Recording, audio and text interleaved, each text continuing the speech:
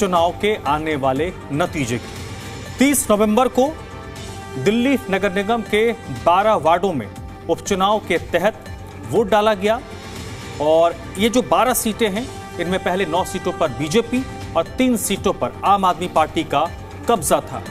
और अब देखना है कि जब उपचुनाव के रिजल्ट आते हैं तो क्या ये स्थिति सुधरेगी, एज इट इज रहेगी या फिर इसमें किसी का डाउनफॉल होगा और कोई इंक्रीज करेगा।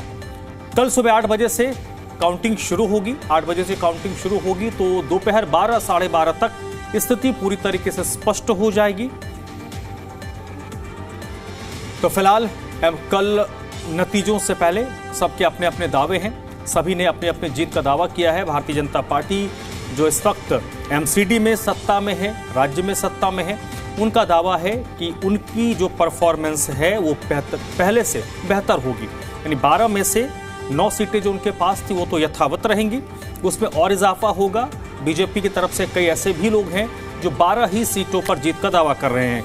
यानी उनका कहना है कि हम क्लीन स्वीप करेंगे। आम आदमी पार्टी ये कह रही है कि 3 सीटें हमारे पास थी, तमाम विपरीत परिस्थितियों के बावजूद हमारा जो फिगर है वो सुधरेगा, यानी हम 3 से आगे बढ़ेंगे। 3 सीटें जो हमारे पास थी वो तो हम जीतेंगे ही, उसके अलावा भी हमारा जो परफॉर्मेंस है इसमें बेहतर होगा। कांग्रेस पार्टी जो तीसरी प्लेयर है उनका ये कहना है कि इस बार हम अपनी उपस्थिति दर्ज करवाएंगे। तो अब देखना है कि कल जब नतीजे आएंगे तो फिर क्या स्थिति बनती है। और ये जैसा लगातार ZDNH आपको बता ही रहा है कि एमसीडी का ये जो बाइपोल है, ये तीनों दल भारतीय जनता पार्टी, आम आदमी पार्टी और कांग्रेस, तीनों के लिए अलग अलग वजहों से महत्वपूर्ण है।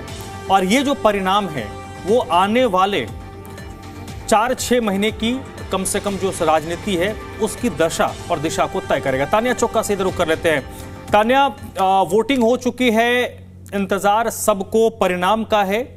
परिणाम से पहले सबके दावे कमोबेश उसी तरीके से होंगे, सब अपनी अपनी जीत का दावा कर रहे होंगे।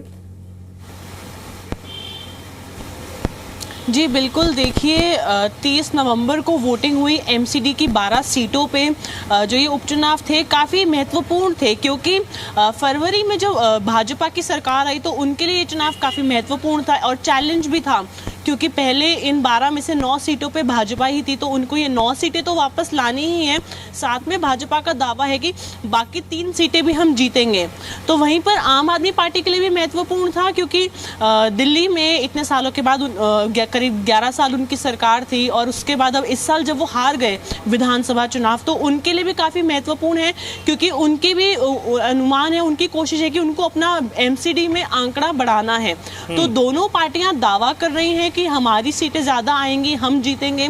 कल जब नतीजे आएंगे, जब सुबह 8:30 बजे के करीब गिनती शुरू होगी, तब देखना होगा जैसे जैसे रुझान आएंगे तो अंदाज़ा थोड़ा लग जाएगा कि किसकी ज़्यादा आ रही हैं दोनों पार्टियों में से।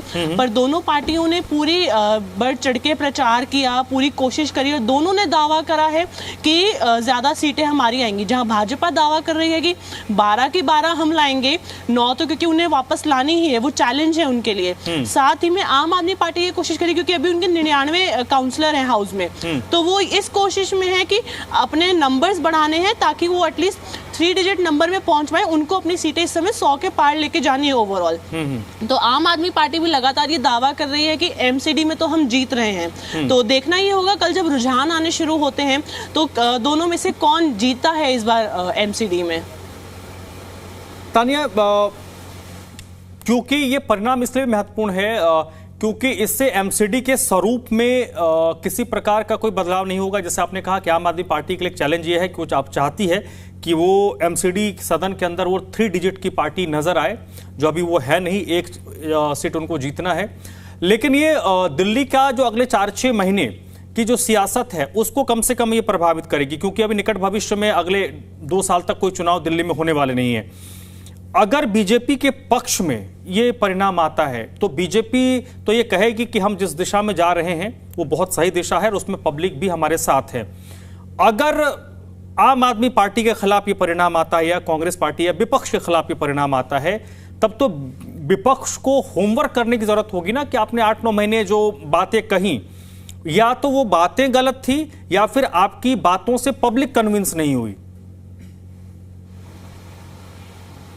बिल्कुल सही कहा आपने। देखिए, ये चुनाव पहला तो अगर हम बात करें तो काफी महत्वपूर्ण हो जाता है, क्योंकि दोनों पार्टियों के लिए उनकी कोशिश है और उनको चाहिए कि हम ज्यादा से ज्यादा सीटें लेकर आए। तो अगर जनता बीजेपी के फेवर में ही वोट करती है और बीजेपी जीत जाती है इन सारी सीटों पे जैसा वो दावा कर रही है, तो दिखता है हमें साफ तौर पे कि जनता यानी कि बीजेपी के साथ है, बीजेपी के फेवर में और उनके काम से खुश है। लेकिन जब से भाजपा की सरकार आई है, हम लगातार देख रहे हैं दोनों पार्टियों के बीच आरोप प्रत्यारोप चल रहा है। लगातार ऑपोजिशन सवाल उठा रहा है, कमियां निकाल रहा है सरकार जो काम कर रही है।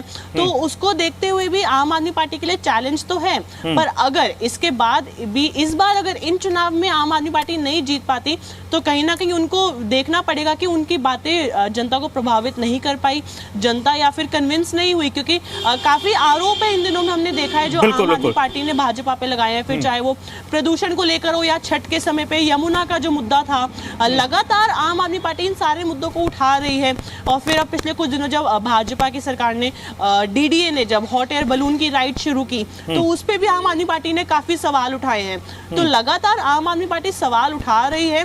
तो चलिए, बिल्कुल बिल्कुल तानिया, आपके सवाल पर मुहर तभी लगेगा जब लोकतंत्र के पर्व में जनता आपके साथ खड़ी नजर आए, और वो पता चलता है हमें चुनाव के परिणाम से। तो कल इस वक्त तक पूरी जो स्थिति है वो स्पष्ट हो जाएगी। बहुत बहुत शुक्रिया तानिया चोगा।